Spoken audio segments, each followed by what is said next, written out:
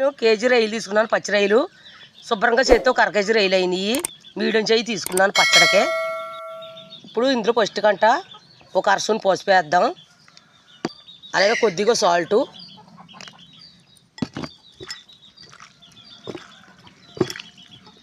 రొయ్యలకి medium size రొయ్యలు అయితేనే పచ్చడికి బాగుంటుంది. రొయ్యలు పచ్చడికే ఇలా కలిపేసుకుంటే ఒక అరగంట సేపు పక్కన పెడదాం. ఇప్పుడు ఆయిల్ హీట్ ఎక్కింది, రొయ్యలు వేసుకుందాం.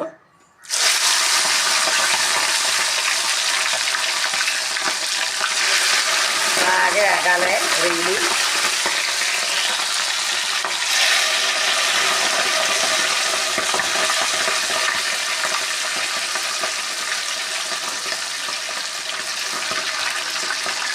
నేనైతే 7 సార్లు నూనె వేసుకున్నాను. గోరు నూనె వేసుకోవచ్చు, 7 సార్లు నూనె వేసుకోవచ్చు, సన్ఫ్లవర్ నూనె కూడా వేసుకోవచ్చు. బాగా ఎగాలి ఇవి.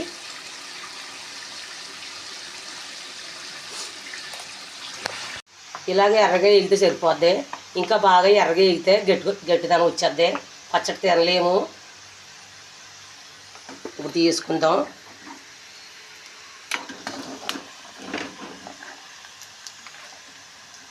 ఇంకా బాగా ఎగినాయి అంటే రొయ్యలు తినలేము, అన్నంలో వేసుకోండి, గట్టిగా ఉంటాయి.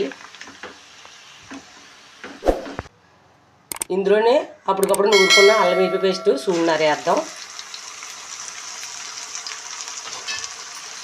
పచ్చికప్పు రాకుండా ఇలా మొత్తం అంతా వేసుకోవాలి 2 నిమిషాల పాటు.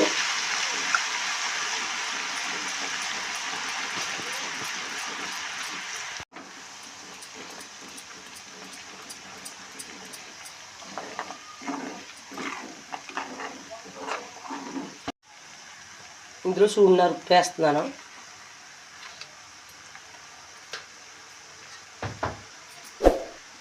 ఇది ఒక 5 నిమిషాల పాటు ఇలాగా వేగాలి. ఎందుకంటే ఉప్పు కలగలేకపోతేనే బాగా కలపపోతుంది, పచ్చట్లో ఉప్పు ఉప్పుకొని తగులుతుంది.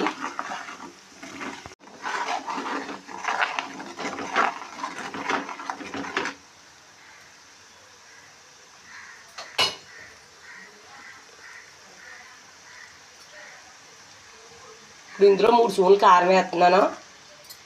సూన్నర ఉప్పుకి 3 స్పూన్లు కారం వేసుకోవాలి.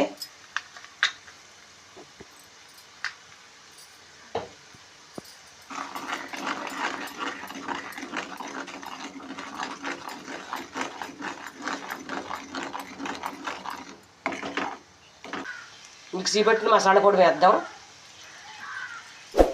ఇందులో ఒక అర స్పూన్ పసుపు వేద్దాం.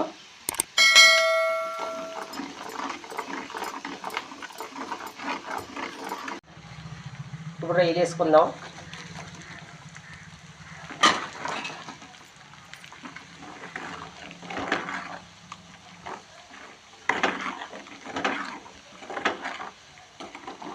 పచ్చడి అయిపోయింది. బాగా చల్లారేక నిమ్మరసం వేద్దాం. ఈ రొయ్యలు పచ్చడి చాలా బాగుంటుంది. పచ్చడి చేసుకుంటే నెల 2 నెలల పాటు నిల్వ ఉంటుంది. మనం చేసుకుంటే విధానంగా చేసుకోవాలి. సైజు నిమ్మకాయలు 2 తీసుకున్నాను.